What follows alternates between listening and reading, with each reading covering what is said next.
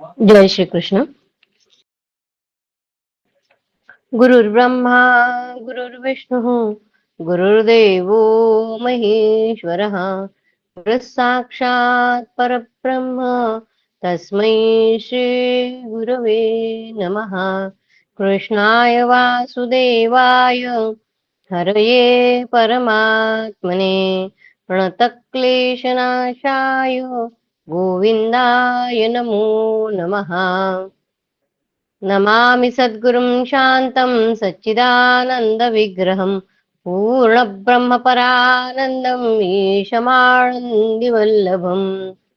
ॐ पार्थाय प्रतिबोधितां भगवता नारायणेन स्वयं व्यासेन ग्रथितां पुराणमुनिना मध्ये महाभारतम् अद्वैतामृतवर्षिणीं भगवतीम् अष्टादशाध्यायिनीम् अम्ब त्वामनुसन्दनामि भगवद्गीते भवद्वेषिणीम्।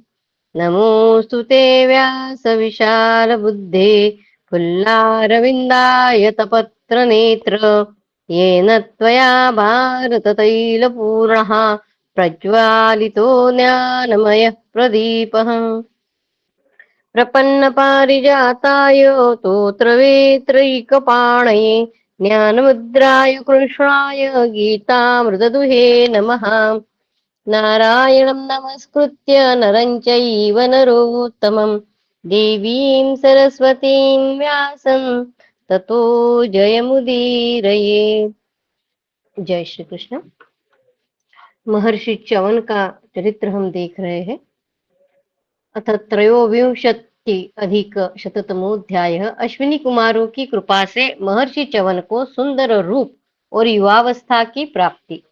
शरियाती की बेटी सुकन्या, जो वन में उसने च्यवन ऋषि की आंखों में कांटा डाल के उनकी आंखों को ये किया था, और उसने उससे बाहर निकल कर फिर च्यवन जी ने उसी से विवाह किया था, तब वो वृद्ध अवस्था के थे।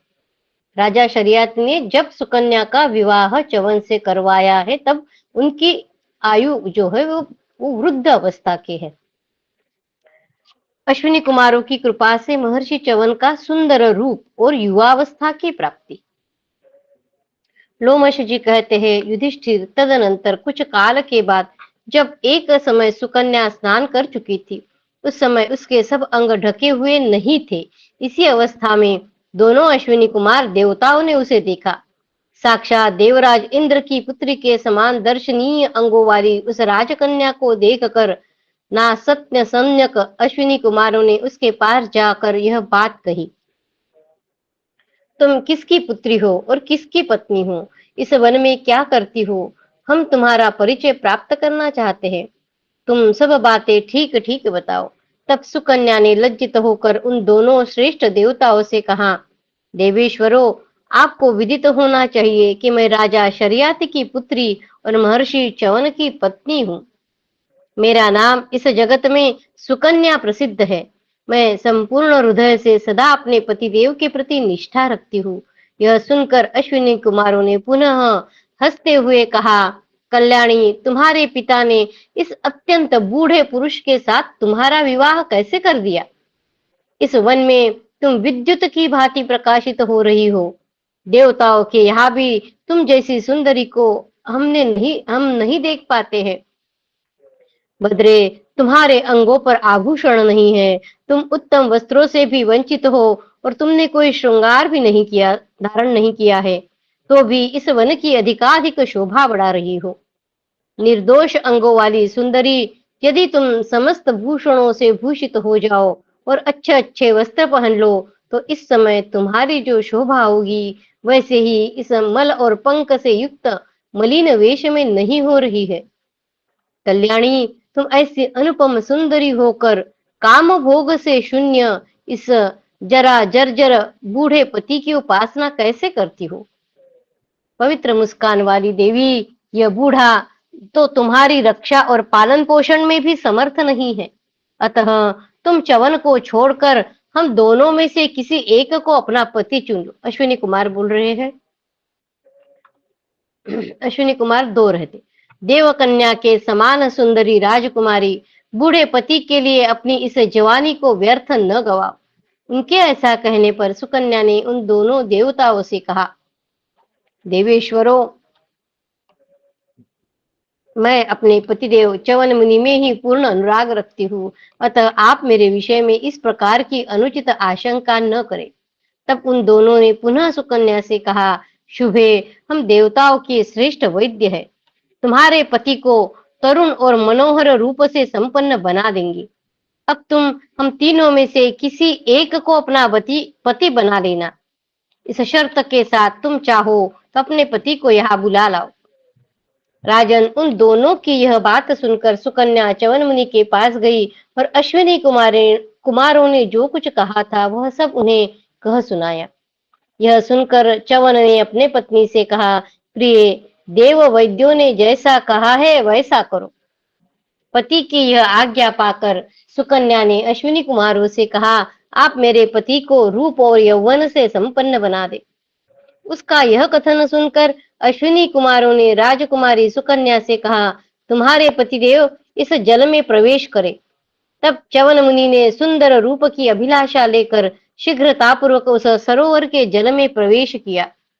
राजन, उनके साथ ही दोनों अश्विनी कुमार भी उस सरोवर में प्रवेश कर गए। तदनंतर 2 घड़ी के पश्चात वे सब के सब दिव्य रूप धारण करके सरोवर से बाहर निकले। दोनों अश्विनी कुमार और च्यवन मुनि तीनों बाहर निकले। उन सबकी युवा अवस्था थी। उन्होंने कानों में चमकीले कुंडल धारण कर रखे थे।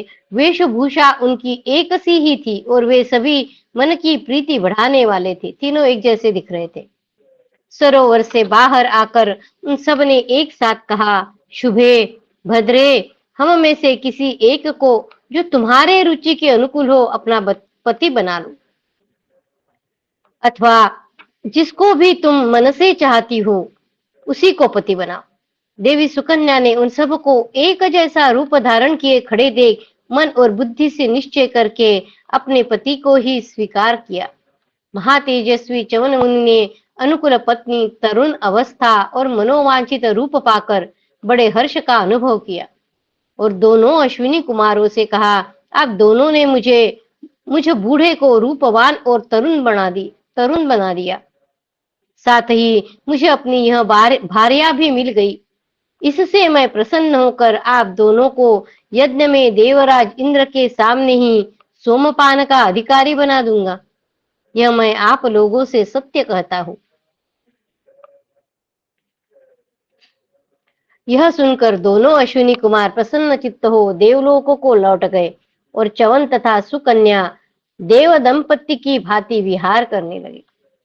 इति श्री महाभारते वनपर्वणि तीर्थयात्रापर्वणि लोमश तीर्थयात्रायां सौकन्ये त्रयोविंशति अधिकशततमोऽध्यायः। कृष्णाय वासुदेवाय हरये परमात्मने प्रणतक्लेशनाशाय गोविन्दाय नमो नमः। ओम नमो भगवते वासुदेवाय। ओम नमो भगवते वासुदेवाय। अथ चतुर्विंशति अधिक शततमोऽध्यायः। शर्याति के यज्ञ में च्यवन का इंद्र पर कोप करके वज्र को स्तंभित करना और उसे मारने के लिए मदासुर को उत्पन्न करना। लोमश जी कहते हैं, युधिष्ठिर, तदनंतर राजा शर्याति ने सुना कि महर्षि च्यवन युवावस्था को प्राप्त हो गए। इस समाचार से उन्हें बड़ी प्रसन्नता हुई। वे सेना के साथ महर्षि च्यवन के आश्रम पर आए। च्यवन और सुकन्या को देव कुमारों के समान सुखी देखकर पत्नी सहित शर्याति को महान हर्ष हुआ, मानो उन्हें संपूर्ण पृथ्वी का राज्य मिल गया हो। च्यवन ऋषि ने रानियों सहित राजा का बड़ा आदर सत्कार किया और उनके पास बैठकर मन को प्रिय लगने वाली कल्याणमयी कथाएं सुनाई। तत्पश्चात भृगुनंदन च्यवन ने उन्हें सांत्वना देते हुए कहा, राजन, मैं आपसे एक यज्ञ कराऊंगा, आप सामग्री जुटाइए। यह सुनकर राजा शर्याति बड़े प्रसन्न हुए और उन्होंने च्यवन मुनि के उस वचन की बड़ी सराहना की। तदनंतर यज्ञ के लिए उपयोगी शुभ दिन आने पर शर्याति ने एक उत्तम यज्ञ मंडप तैयार करवाया, जो संपूर्ण मनोवांछित समृद्धियों से संपन्न था। राजन, भृगुपुत्र च्यवन ने उस यज्ञ मंडप में राजा से यज्ञ करवाया। उस यज्ञ में जो अद्भुत बातें हुई थी उन्हें मुझसे सुनो। महर्षि च्यवन ने उस समय दोनों अश्विनी कुमारों को देने के लिए सोमरस का भाग हाथ में लिया। उन दोनों के लिए सोम का भाग ग्रहण करते समय इंद्र ने मुनि को मना किया। इंद्र बोले, मुने, मेरा यह सिद्धांत है कि ये दोनों अश्विनी कुमार यज्ञ में सोमपान के अधिकारी नहीं हैं। अश्विनी कुमार किसी भी यज्ञ में सोमपान के अधिकारी नहीं है, क्योंकि ये द्युलोक निवासी देवताओं के वैद्य है और उस वैद्य वृत्ति के कारण ही उन्हें यज्ञ में सोमपान का अधिकार नहीं रह गया है। अश्विनी कुमार यज्ञ में सोमपान के अधिकारी नहीं है, क्योंकि ये द्युलोक निवासी देवताओं के वैद्य है और इस वैद्य वृत्ति के कारण ही इन्हें यज्ञ में सोमपान का अधिकार नहीं रह गया है। च्यवन ने कहा, ये दोनों अश्विनी कुमार बड़े उत्साही और महान बुद्धिमान हैं। रूप और संपत्ति में भी सबसे बढ़ चढ़कर है। इन्होंने ही मुझे देवताओं के समान दिव्य रूप से युक्त और अजर बना दिया। देवराज, फिर तुम्हारे या अन्य देवताओं के सिवा इन्हें यज्ञ में सोमरस का भाग पाने का अधिकार क्यों नहीं है? इन अश्विनी कुमारों को भी देवता ही समझो। इंद्र बोले, ये दोनों चिकित्सा कार्य करते हैं और मनमाना रूप धारण करके मृत्युलोक में भी विचरते रहते हैं। उनको यज्ञ में भाग क्यों नहीं दे रहे? वे बता रहे इंद्र कि ये दोनों चिकित्सा का कार्य करते हैं, मनमना रूप धारण करके मृत्युलोक में भी विचरते हैं, फिर इन्हें इस यज्ञ में सोमपान का अधिकार कैसे प्राप्त हो सकता है?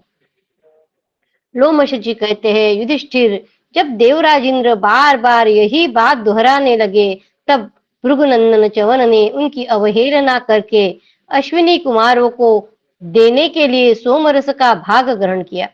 उस समय देव वैद्यों के लिए उत्तम सोमरस ग्रहण करते देख इंद्र ने च्यवन मुनि से इस प्रकार कहा, ब्राह्मण, यदि तुम इन दोनों के लिए स्वयं सोमरस ग्रहण करोगे तो मैं तुम पर अपना परम उत्तम भयंकर वज्र छोड़ दूंगा। उनके ऐसा कहने पर च्यवन मुनि ने मुस्कुराते हुए इंद्र की ओर देखकर अश्विनी कुमारों के लिए विधि पूर्वक उत्तम सोमरस हाथ में लिया। तब शचीपति इंद्र उनके ऊपर भयंकर वज्र छोड़ने लगे, परंतु वे जैसे ही प्रहार करने लगे, भृगुनंदन च्यवन ने उनकी भुजा को स्तंभित कर दिया। इंद्र के इस प्रकार उनकी भुजा स्तंभित करके महातेजस्वी च्यवन ऋषि ने मंत्रोच्चारण पूर्वक अग्नि में आहुति दी।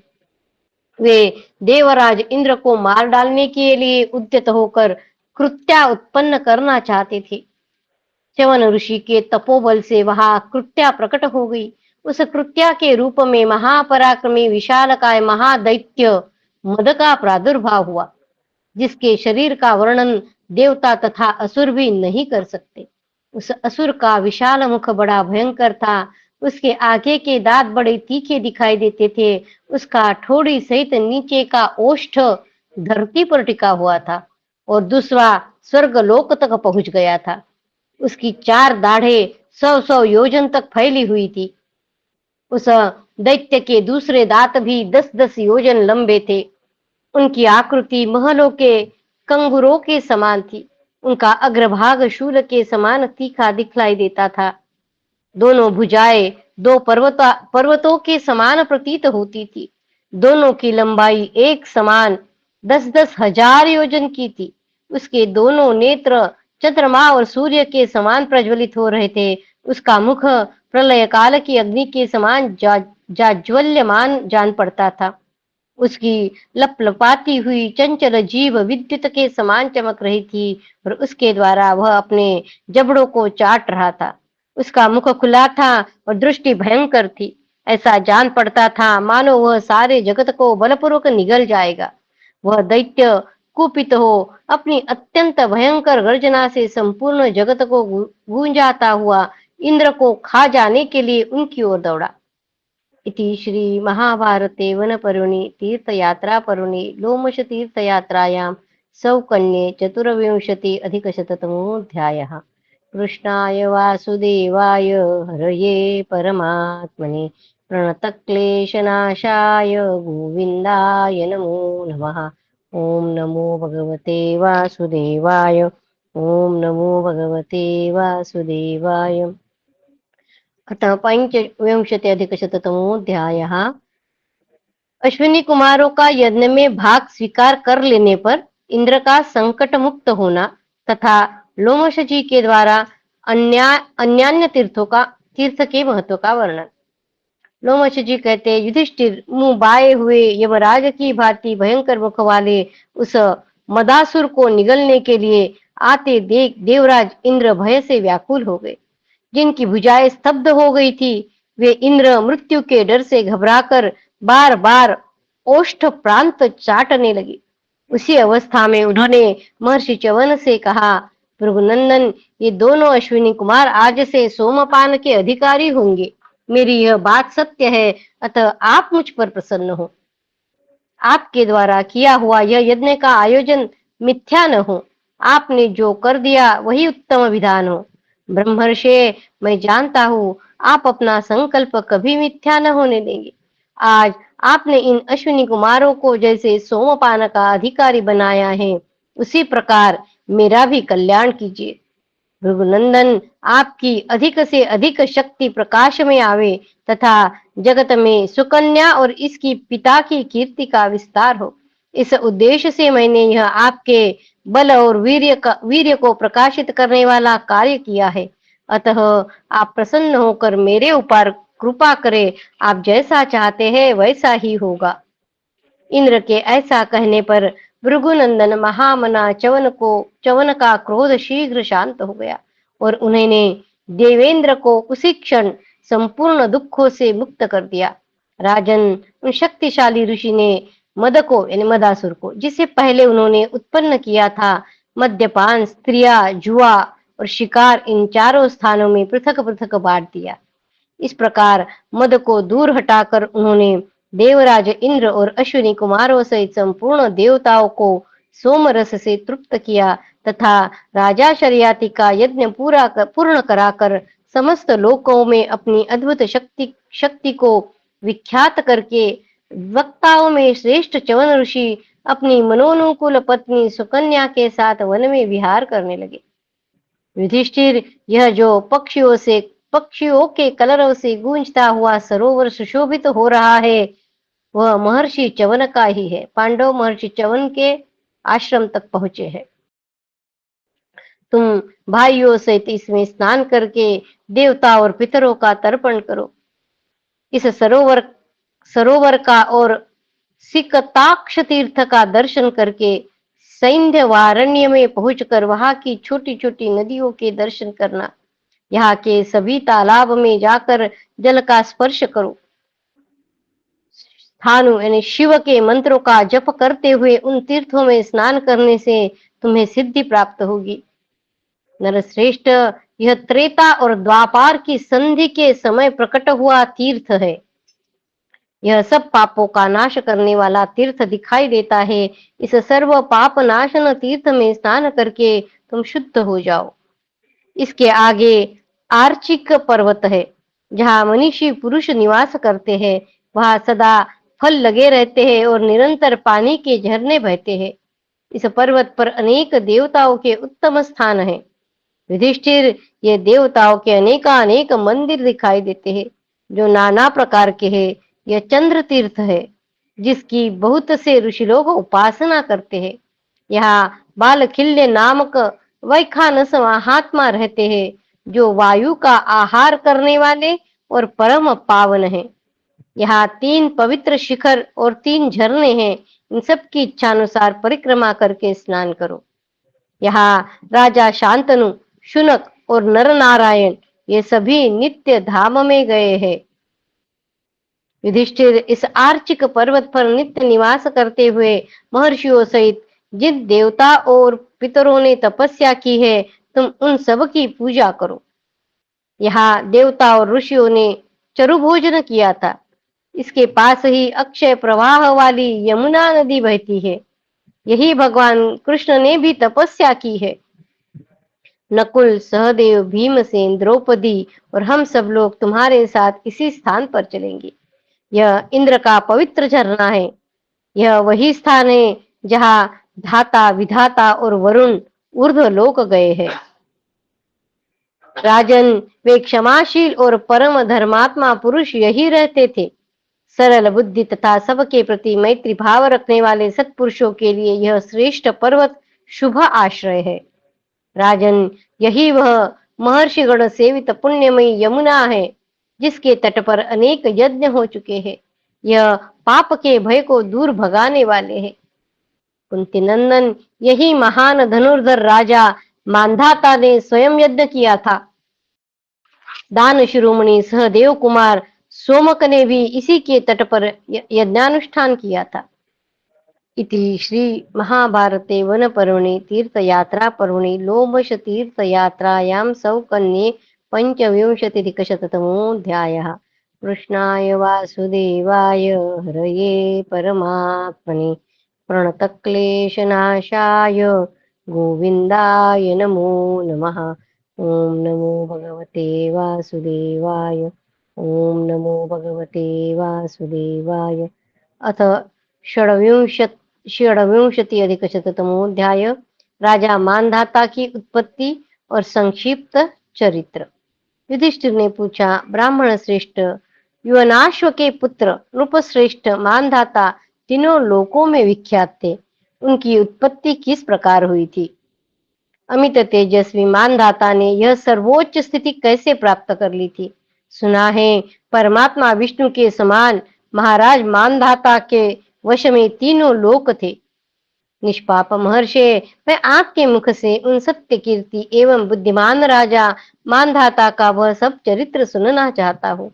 इंद्र के समान तेजस्वी और अनुपम पराक्रमी उन नरेश का मानधाता का नाम कैसे हुआ और उनके जन्म का वृत्तांत क्या है, बताइए, क्योंकि आप ये सब बातें बताने में कुशल है। लोमश जी ने कहा, राजन, लोक में उन महामना नरेश का मानधाता नाम कैसे प्रचलित हुआ, यह बतलाता हूँ, ध्यान देकर सुनो। इक्ष्वाकु वंश में युवनाश्व नाम से प्रसिद्ध एक राजा हो गए हैं। भूपाल युवनाश्व ने प्रचुर दक्षिणा वाले बहुत से यज्ञों का अनुष्ठान किया। वे धर्मात्माओं में श्रेष्ठ थे। उन्होंने 1 सहस्र अश्वमेध यज्ञ पूर्ण करके बहुत दक्षिणा के साथ दूसरे दूसरे श्रेष्ठ यज्ञों द्वारा भी भगवान की आराधना की। वे महामना राजर्षि महान व्रत का पालन करने वाले थे, तो भी उनकी कोई संतान नहीं हुई। तब वे मनस्वी नरेश राज्य का भार मंत्रियों पर रखकर शास्त्रीय विधि के अनुसार अपने आप को परमात्मा चिंतन में लगाकर सदा वन में ही रहने लगे। एक दिन की बात है, राजा युवनाश्व उपवास के कारण दुखित हो गए। प्यास से उनका हृदय सूखने लगा।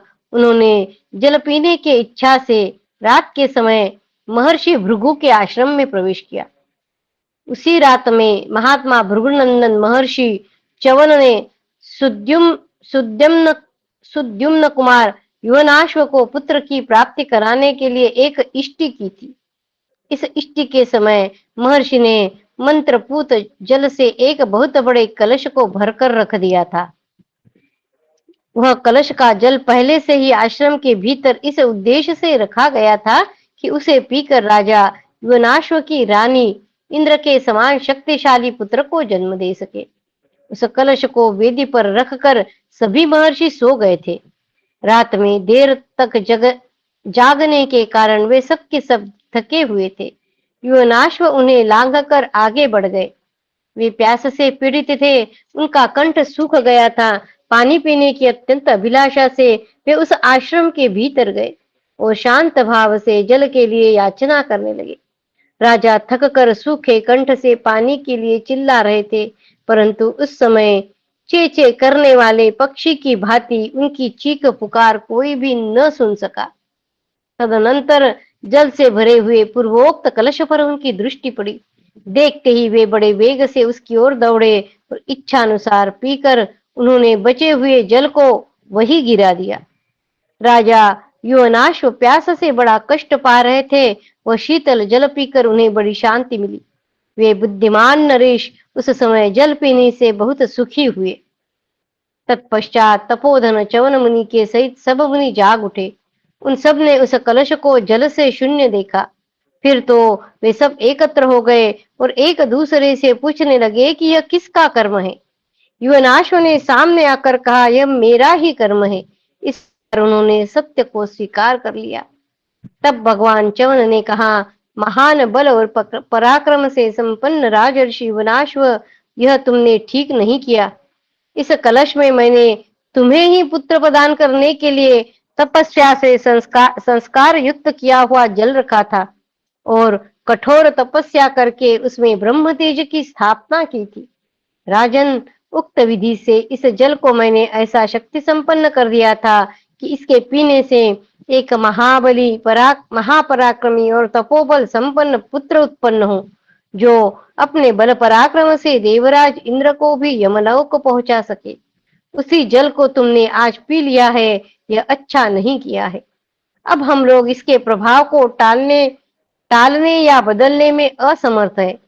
तुमने जो ऐसा कार्य कर डाला है, इसमें निश्चय ही दैव की प्रेरणा है। महाराज, तुमने प्यास से व्याकुल होकर जो मेरे तपोबल से संचित तथा विधि पूर्वक मंत्र से अभिमंत्रित जल को पी लिया है, उसके कारण तुम अपने ही पेट से तथाकथित इंद्र विजयी पुत्र को जन्म दोगे। वह कलश में जो जल था वो रानी को पीना था, फिर पुत्र होने वाला था, तो ये इन्होंने ही पी लिया है। रात में इनको प्यास लगी है तो फिर अभी मुनि बोल रहे हैं, मंत्र से अभिमंत्रित जल को पी लिया है, इसके कारण तुम अपने ही पेट से तथाकथित इंद्र विजयी पुत्र को जन्म दोगे। इस उद्देश्य की सिद्धि के लिए हम तुम्हारी इच्छा के अनुरूप अत्यंत अद्भुत यज्ञ कराएंगे, जिससे तुम स्वयं भी शक्तिशाली रहकर इंद्र के पराक्रमी पुत्र उत्पन्न कर सकोगे और गर्भधारण जनित कष्ट का भी तुम्हें अनुभव न होगा। तदनंतर पूरे 100 वर्ष बीतने पर उन महात्मा राजा युवनाश्व की 22 कोख फाड़कर एक सूर्य के समान महातेजस्वी बालक बाहर निकल आया तथा राजा की मृत्यु भी नहीं हुई। यह एक अद्भुत सी बात हुई। तत्पश्चात महातेजस्वी इंद्र उस बालक को देखने के लिए वहां आए। उस समय देवताओं ने महेंद्र से पूछा, यह बालक क्या पिएगा?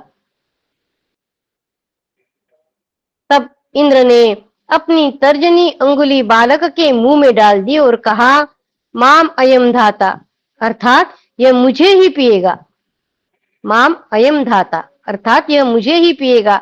वज्रधारी इंद्र के ऐसा कहने पर इंद्र आदि सब देवताओं ने मिलकर उस बालक का नाम मांधाता रख दिया। राजन, इंद्र की दी हुई प्रदेशिनी यानी तर्जनी इंद्र की दी हुई तर्जनी अंगुली का रस स्वादन करके वह महातेजस्वी शिशु 13 बित्ता बढ़ गया। उस समय शक्तिशाली मानधाता के चिंतन करने मात्र से ही धनुर्वेद सहित संपूर्ण वेद और दिव्य अस्त्र ईश्वर की कृपा से उपस्थित हो गए। आजगव नामक धनुष, सिंह के बने हुए बाण और अभेद्य कवच भी सभी तत्काल उनकी सेवा में आ गए।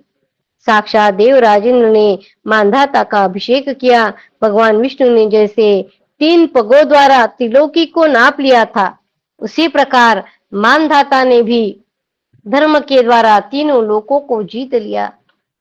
उन महात्मा नरेश का शासन चक्र सर्वत्र बेरोक टोक चलने लगा। सारे रत्न राजर्षि मानधाता के यहाँ स्वयं उपस्थित हो जाते थे। युधिष्ठिर, इस प्रकार उनके लिए यह सारी पृथ्वी धन रत्नों से परिपूर्ण थी। उन्होंने पर्याप्त दक्षिणा वाले नाना प्रकार के बहुसंख्यक यज्ञों द्वारा भगवान की समाराधना की।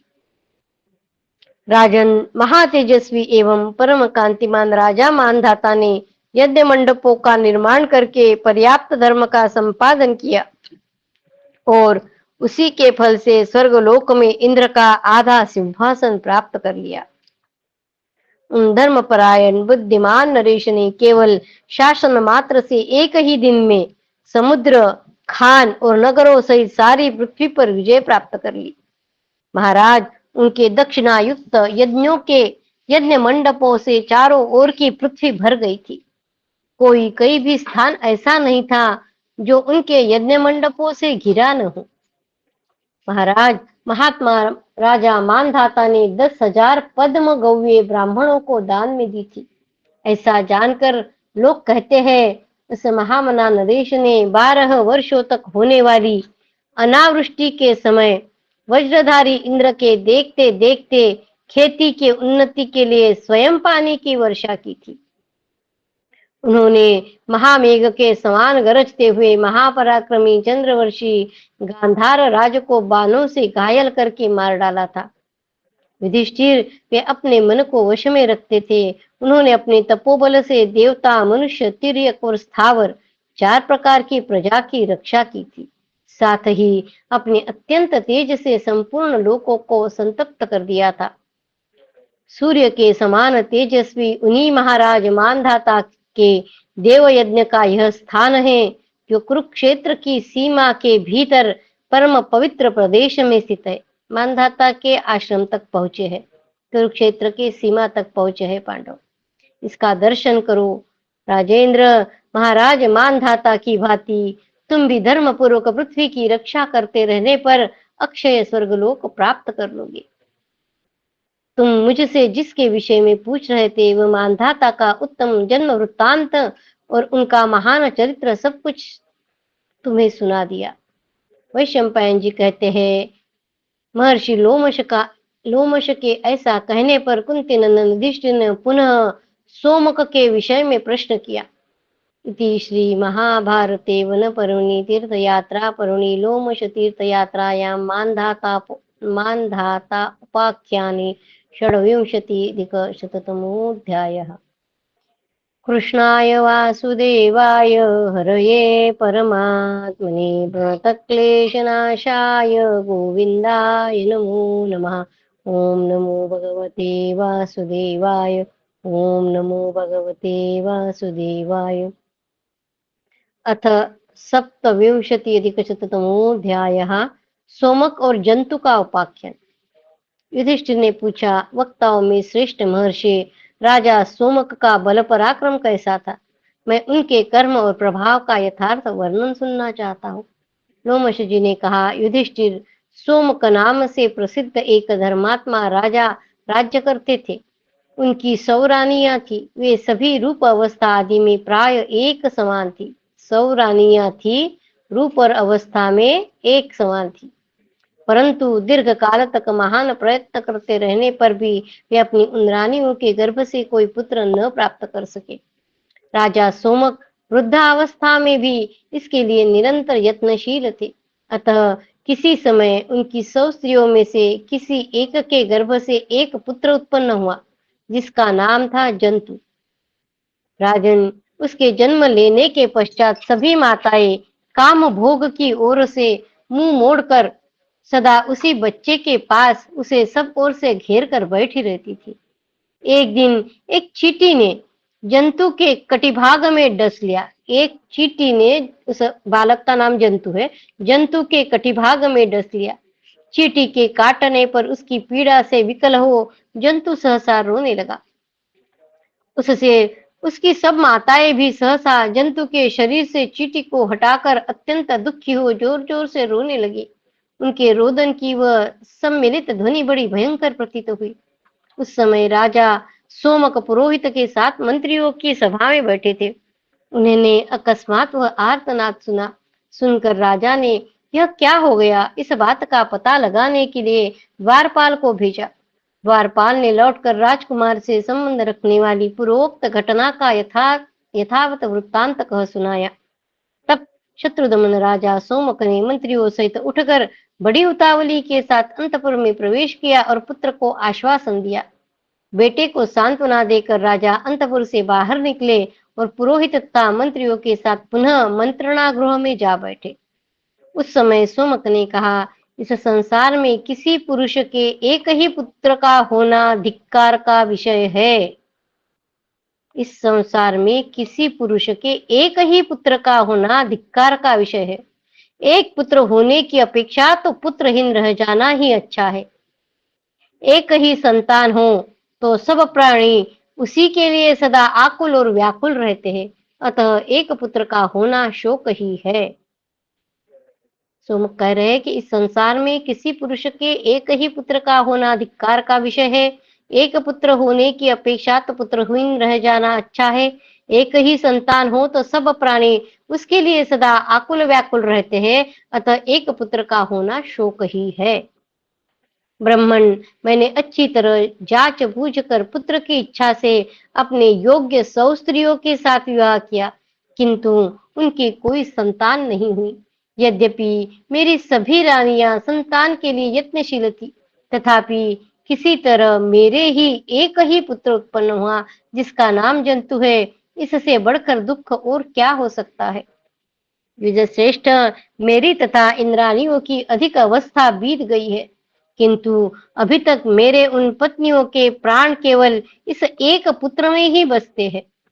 क्या कोई ऐसा उपाय क्या कोई ऐसा उपयोगी कर्म हो सकता है जिससे मेरे 100 पुत्र हो जाए, भले ही वह कर्म महान हो, लघु हो अथवा अत्यंत दुष्कर हो। पुरोहित ने कहा, सोमक, ऐसा कर्म है जिससे तुम्हें 100 पुत्र हो सकते हैं। यदि तुम उसे कर सको तो बताऊंगा। सोमक ने कहा, भगवान, आप वह कर्म मुझे बताइए जिससे 100 पुत्र हो सकते हैं। वह करने योग्य हो या न हो, मेरे द्वारा उसे किया हुआ ही जानिए। पुरोहित ने कहा, राजन, मैं एक यज्ञ आरंभ करवाऊंगा, उसमें तुम अपने पुत्र जंतु की अरे बाप रे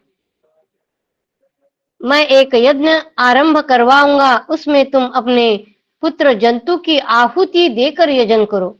इससे शीघ्र ही तुम्हें 100 परम सुंदर पुत्र प्राप्त होंगे। जिस समय उसकी चर्बी की आहुति दी जाएगी, उस समय उसके धुएं को सूंघ लेने पर सब माताएं गर्भवती हो आपके लिए अत्यंत पराक्रमी पुत्रों को जन्म देगी। आपका पुत्र जंतु पुनः आपकी माता के ही पेट अपनी माता के ही पेट से उत्पन्न होगा। उस समय उसकी बाई पसली में एक सुनहरा चिन्ह होगा। इति श्री महाभारते वन पर्वणि तीर्थयात्रा पर्वणि लोमश तीर्थयात्रायां जन्तूपाख्याने सप्तविंशति अधिकशततमोऽध्यायः। कृष्णाय वासुदेवाय हरये परमात्मने प्रणतक्लेशनाशाय गोविन्दाय नमो नमः। ॐ नमो भगवते वासुदेवाय। ॐ नमो भगवते वासुदेवाय। अथ अष्टाविंशति अधिकशततमोऽध्यायः। सोमक का 100 पुत्रों की प्राप्ति तथा सोमक और पुरोहित का समान रूप से नरक और पुण्य लोकों का उपभोग करना। सोमक ने कहा, ब्राह्मण, जो जो कार्य जैसे जैसे करना हो वह उसी प्रकार कीजिए। मैं अपने पुत्र की कामना से आपकी समस्त आज्ञाओं का पालन करूंगा। लोमश जी कहते हैं, युधिष्ठिर, तब पुरोहित ने राजा सोमक से जंतु की बलि देकर किए जाने वाले यज्ञ को प्रारंभ करवाया।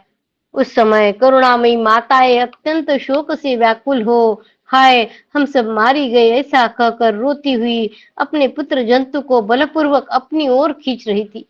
वे करुण स्वर में रोती हुई बालक के दाहिने हाथ को पकड़कर खींचती थी और पुरोहित जी उसके बाएं हाथ को पकड़कर अपनी ओर खींच रहे थे। सब रानियां शोक से आतुर हो कुररी पक्षी के भांति विलाप कर रही थी और पुरोहित ने उस बालक को छीनकर उसके टुकड़े टुकड़े कर डाले तथा विधि पूर्वक उसकी चर्बियों की आहुति दी। चर्बी की आहुति के समय बालक की माताएं धूम की गंध सूंघ कर सहसा शोक पीड़ित हो पृथ्वी पर गिर पड़ी। तदनंतर वे सब सुंदरी रानियां गर्भवती हो गई। युधिष्ठिर, तदनंतर 10 मास बीतने पर उन सब के गर्भ से राजा सोमक के 100 पुत्र हुए। सोमक का ज्येष्ठ पुत्र जंतु अपनी माता के ही गर्भ से प्रकट हुआ। वही उन सब रानियों का विशेष प्रिय था। उन्हें अपने अपने पुत्र उतने प्यारे नहीं लगते थे। उसकी दाहिनी पसली में पूर्वोक्त सुनहरा चिन्ह स्पष्ट दिखाई देता था। राजा के 100 पुत्रों में अवस्था और गुणों की दृष्टि से भी वही श्रेष्ठ था। तदनंतर कुछ काल के पश्चात सोमक के पुरोहित परलोकवासी हो गए। थोड़े दिनों के बाद राजा सोमक भी परलोकवासी हो गए। ये यह कार्य तो उन्होंने कर लिया, पर अभी यमलोक में जाने पर क्या हुआ वो बता रहे हैं। यमलोक में जाने पर सोमक ने देखा पुरोहित जी घोर नरक की आग में पकाए जा रहे हैं। उन्हें उस अवस्था में देखकर सोमक ने पूछा, ब्राह्मण, आप नरक की आग में कैसे पकाए जा रहे हैं? तब नरकाग्नि से अधिक संतप्त होते हुए पुरोहित ने कहा, राजन, मैंने तुम्हें जो तुम्हारे पुत्र की आहुति देकर यज्ञ करवाया था, उसी कर्म का यह फल है। यह सुनकर राजर्षि सोमक ने धर्मराज से कहा, भगवान, मैं इस नरक में प्रवेश करूंगा, आप मेरे पुरोहित को छोड़ दीजिए। वे महाभाग मेरे ही कारण नरकाग्नि में पक रहे हैं, अतः मैं अपने आप को नरक में रखूंगा, परंतु मेरे गुरुजी को उससे छुटकारा मिल जाना चाहिए। धर्म ने कहा, यमराज ने यानी, राजन, कर्ता के सिवा दूसरा कोई उसके लिए किए हुए कर्म का फल कभी नहीं भोगता। कर्ता के सिवा दूसरा कोई उसके लिए किए हुए कर्म का फल कभी नहीं भोगता है। वक्ताओं में श्रेष्ठ महाराज, तुमने अपने पुण्य कर्मों के फलस्वरूप जो ये पुण्य लोक प्राप्त हुए हैं, प्रत्यक्ष दिखाई देते हैं। सोमक बोले, धर्मराज, मैं अपने वेद वेत्ता पुरोहित के बिना पुण्य लोक में जाने की इच्छा नहीं रखता। स्वर्ग लोक हो या नरक, मैं कहीं भी इन्हीं के साथ रहना चाहता हूँ। देव, मेरे पुण्य कर्मों पर इनका मेरे समान ही अधिकार है। हम दोनों को यह पुण्य और पाप का फल समान रूप से मिलना चाहिए। धर्मराज बोले, राजन, यदि तुम्हारी ऐसी इच्छा है तो इनके साथ रहकर उतने ही समय तक तुम भी पाप कर्मों का फल भोगो, इसके बाद तुम्हें उत्तम गति प्राप्त होगी। लोमश जी कहते, युधिष्ठिर, तब कमल नयन राजा सोमक ने धर्मराज के कथनानुसार सब कार्य किया और भोग द्वारा पाप नष्ट हो जाने पर वे पुरोहित के साथ ही नरक से छूट गए। तत्पश्चात उन गुरु प्रेमी नरेश ने अपने गुरु के साथ ही पुण्य कर्मों द्वारा स्वयं प्राप्त किए हुए पुण्य लोक के शुभ भोगों का उपभोग किया। यह उन्हीं राजा सोमक का पवित्र आश्रम है, जो सामने ही सुशोभित हो रहा है। यहाँ क्षमाशील होकर 6 रात निवास करने से मनुष्य उत्तम गति को प्राप्त कर लेता है। गुरुश्रेष्ठ, हम सब लोग इस आश्रम में 6 रात तक मन और इंद्रियों पर संयम रखते हुए निश्चिंत होकर निवास करेंगे। तुम इसके लिए तैयार हो जाओ। इति श्री महाभारते वनपर्वणि तीर्थयात्रापर्वणि लोमश तीर्थयात्रायां जन्तूपाख्याने 28-अधिकशततमोऽध्यायः। कृष्णाय वासुदेवाय हरये परमात्मने प्रणतक्लेशनाशाय गोविन्दाय नमो नमः। ओम नमो भगवते वासुदेवाय। ओम नमो भगवते वासुदेवाय। अथ एकोनत्रिंशदधिकशततमोऽध्यायः। कुरुक्षेत्र के द्वारभूत प्लक्ष प्रस्रवण नामक यमुना तीर्थ एवं सरस्वती तीर्थ की महिमा। लोमश जी कहते हैं, युधिष्ठिर, पूर्व काल में यहाँ साक्षात प्रजापति ने इष्टिकृत नामक सत्र का 1 सहस्त्र वर्षों तक चालू रहने वाला अनुष्ठान किया था। 1 सहस्त्र वर्षों तक चालू रहने वाला अनुष्ठान किया था। यही यमुना के तट पर नाभाग पुत्र अम्बरीश ने भी यज्ञ किया था, और यज्ञ पूर्ण होने के पश्चात सदस्यों को 10 पद्म मुद्राएं दान की थी, तथा यज्ञों और तपस्या द्वारा परम सिद्धि प्राप्त कर ली थी। कुंती नंदन, यह नहुष कुमार ययाति का देश है, जो पुण्य कर्मा याज्ञिक महातेजस्वी और सार्वभौम सम्राट थे। ययाति वे सदा इंद्र के साथ ईर्ष्या रखते थे। यहाँ वह उन्हीं की यज्ञ भूमि है। देखो, यहाँ अग्नियों से युक्त नाना प्रकार की वेदियां हैं, जिनसे यह सारी भूमि व्याप्त हो रही है। मानो पृथ्वी ययाति के यज्ञ कर्मों से आक्रांत हो उनकी पुण्य धारा में डूबी जा रही है। यह एक पत्ते वाली शमी का अवशेष अंश है, तथा यह उत्तम सरोवर है। देखो, यह परशुराम जी के कुंड है और यह नारायणाश्रम है। महाराज, योग शक्ति से सारी पृथ्वी पर विचरने वाले महातेजस्वी रुचिकनंदन जमदग्नि का प्रसर्पण यानी घूमने फिरने का तीर्थ है, जो रोप्या नामक नदी के समीप सुशोभित है। कुरुनंदन, इस तीर्थ के विषय में एक परंपरा प्राप्त कथा को सूचित करने वाले कुछ श्लोक है, जिन्हें मैं पढ़ता हूँ, तुम मेरे मुख से सुनो।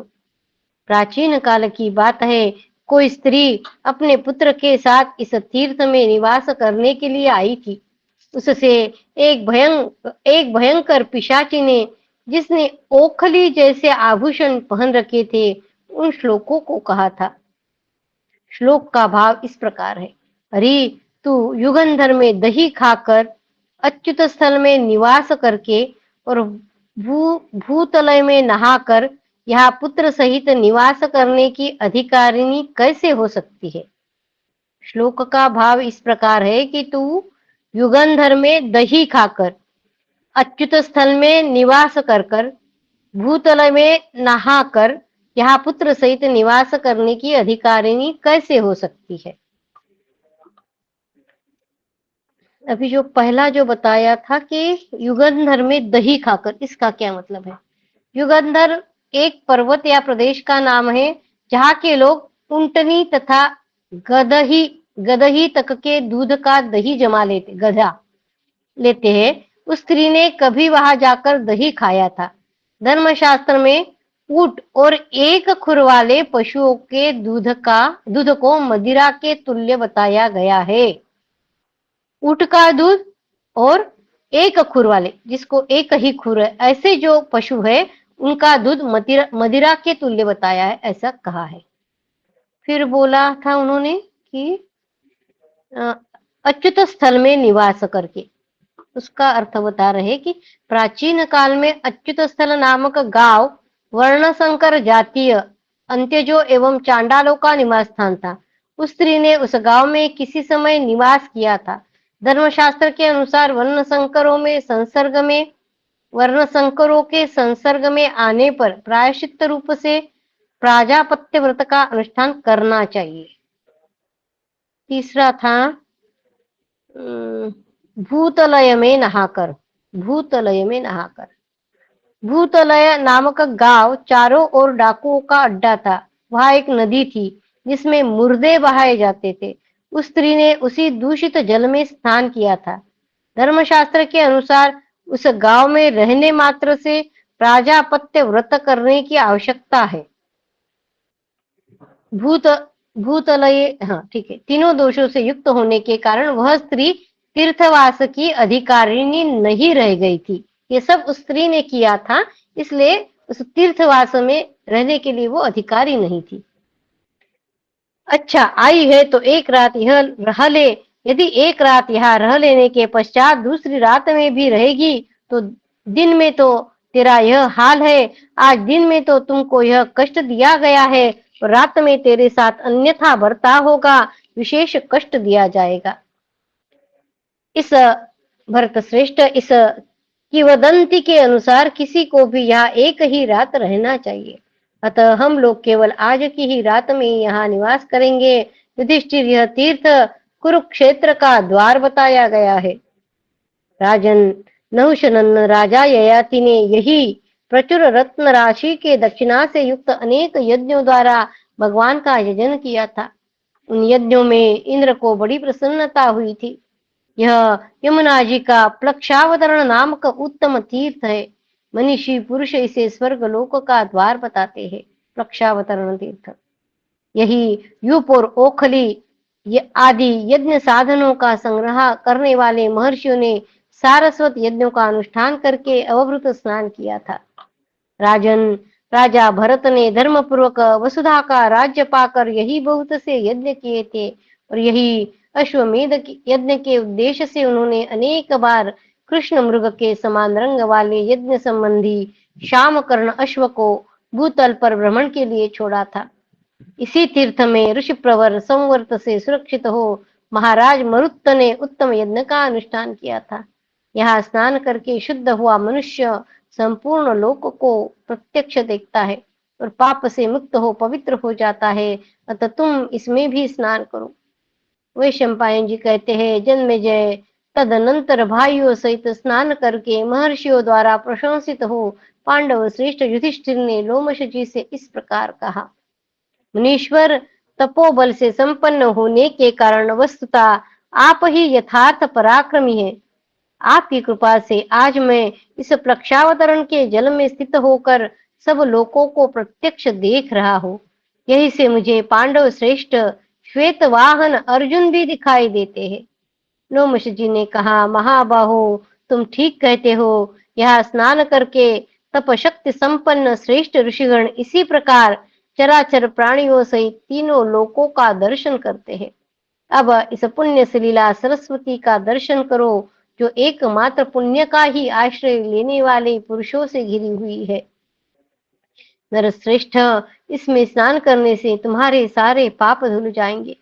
कुंती नंदन, यहाँ अनेक देवर्षि, ब्रह्मर्षि तथा राजर्षियों ने सारस्वत यज्ञों का अनुष्ठान किया है। यह सब और 5 योजन फैली हुई प्रजापति की यज्ञ वेदी है। यही यज्ञ परायण महात्मा राजा कुरु का क्षेत्र है। इति श्री महाभारते वन पर्वणि तीर्थयात्रा पर्वणि लोमश तीर्थयात्रायाम एकोनत्रिंशदधिकशततमोऽध्यायः। कृष्णाय वासुदेवाय हरये परमात्मने प्रणतक्लेशनाशाय गोविन्दाय नमो नमः। ॐ नमो भगवते वासुदेवाय। ॐ नमो भगवते वासुदेवाय। अथ 30 अधिक शततमोऽध्यायः। विभिन्न तीर्थों की महिमा और राजा उशिनर की कथा का आरंभ।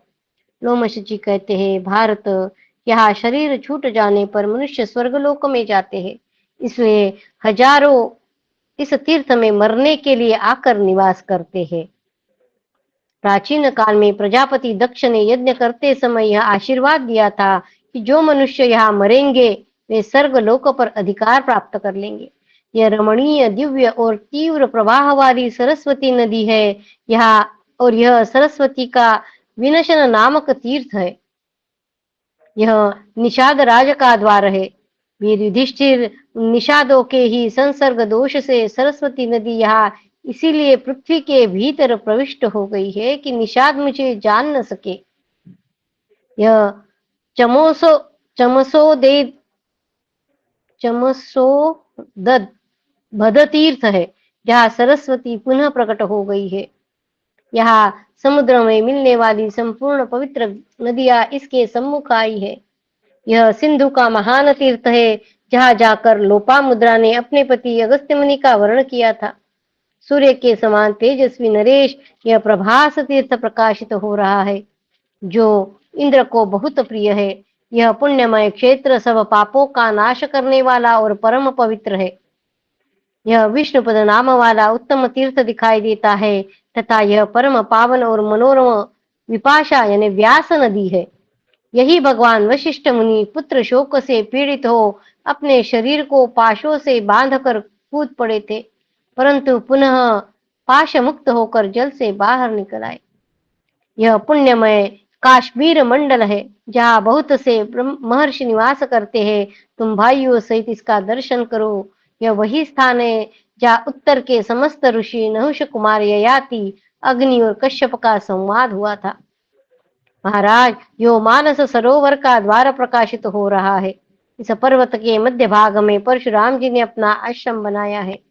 युधिष्ठिर, परशुराम जी सर्वत्र विख्यात है। वे सत्य पराक्रमी हैं। उनके इस आश्रम के द्वारा विदेह देश से उत्तर है। उनके इस आश्रम का द्वार विदेह देश से उत्तर है। यह बवंडर यानी वायु का तूफान भी उनके इस द्वार का कभी उल्लंघन नहीं कर सकता, फिर औरों की तो बात ही क्या है। इस देश में दूसरी आश्चर्य की बात यह है कि यहाँ निवास करने वाले साधकों को युग के अंत में पार्षदों तथा पार्वती सहित इच्छानुसार रूप धारण करने वाले भगवान शंकर का प्रत्यक्ष दर्शन होता है। इस सरोवर के तट पर चैत्र मास में कल्याणकामी याजक पुरुष अनेक प्रकार के यज्ञों द्वारा परिवार सहित पिनाकधारी भगवान शिव की आराधना करते हैं। इस तालाब में श्रद्धा पूर्वक स्नान एवं आचमन करके पाप मुक्त हुआ जितेंद्रिय पुरुष शुभ लोकों में जाता है, इसमें संशय नहीं है। यह सरोवर उज्जा उज्जानक नाम से प्रसिद्ध है। यहाँ भगवान स्कंद तथा अरुंधति सहित महर्षि वशिष्ठ ने साधना करके सिद्धि एवं शांति प्राप्त की है। यह कुश कुशवान नामक ह्रद है, जिसमें कुशेशय नाम वाले कमल खिले रहते हैं। यह रुक्मिणी देवी का आश्रम है, जहाँ उन्होंने क्रोध को जीत कर शांति का लाभ किया था। तुमने जिसके विषय में यह सुन रखा है कि वह योग सिद्धि का संक्षिप्त स्वरूप है, जिसके दर्शन मात्र से समाधि रूप फल की प्राप्ति हो जाती है, उस भृगुतुंग नामक महान पर्वत का अब तुम दर्शन करोगे। राजेंद्र, वितस्ता यानी झेलम नदी का दर्शन करो, जो सब पापों से मुक्त करने वाली है। इसका जल बहुत शीतल और अत्यंत निर्मल है। इसके तट पर बहुत से महर्षिगण निवास करते हैं। यमुना नदी के दोनों पार्श्वों में जला और उपजला नाम की दो नदियों का दर्शन करो। वहां राजा उशिनर के यज्ञ करके इंद्र से भी ऊंचा स्थान प्राप्त किया था। महाराज नृपश्रेष्ठ उशिनर के महत्व को समझने के लिए किसी समय इंद्र और अग्नि उनकी राजसभा में गए थे। वे दोनों वरदायक महात्मा उस समय उशिनर की परीक्षा लेना चाहते थे। अतः इंद्र ने बाज पक्षी का रूप धारण किया और अग्नि ने कबूतर का। इस प्रकार वे राजा के यज्ञ मंडप में गए। अपनी रक्षा के लिए आश्रय चाहने वाला कबूतर बाज के भय से डरकर राजा की गोदी में जा छिपा। इति श्री महाभारते वन पर्वणि तीर्थयात्रा पर्वणि लोमश तीर्थयात्रायां शेनक शेनकपोतीये त्रिदंशत अधिकशततमोऽध्यायः। कृष्णाय वासुदेवाय हरये परमात्मने प्रणतक्लेशनाशाय गोविन्दाय नमो नमः। ॐ नमो भगवते वासुदेवाय। ॐ नमो भगवते वासुदेवाय। भवे यथा भक्तिः पादयोस्तव जायते, तथा कुरुष्व देवेश नाथस्त्वं नो यत प्रभो। नाम संकीर्तनं यस्य सर्वपापप्रणाशनं, प्रणामो दुःखशमनः तं नमामि हरिं परं, तं नमामि हरिं परं। त्वदीयं वस्तु गोविन्द तुभ्यमेव समर्पये, तेन त्वदङ्घ्रिकमले रतिं मे यच्छ शाश्वतीम्। ॐ पूर्णमद पूर्णमिदं पूर्णात् पूर्णमुदच्यते, पूर्णस्य पूर्णमादाय पूर्णमेवावशिष्यते। ॐ शान्ति शान्ति शान्तिः। हरि ओम तत्सत्। श्रीकृष्णार्पणमस्तु। श्रीगुरुभ्यो नमः। ज्ञानेश्वर। जय श्री कृष्ण। जय श्री कृष्ण। धन्यवाद। जय श्री कृष्ण।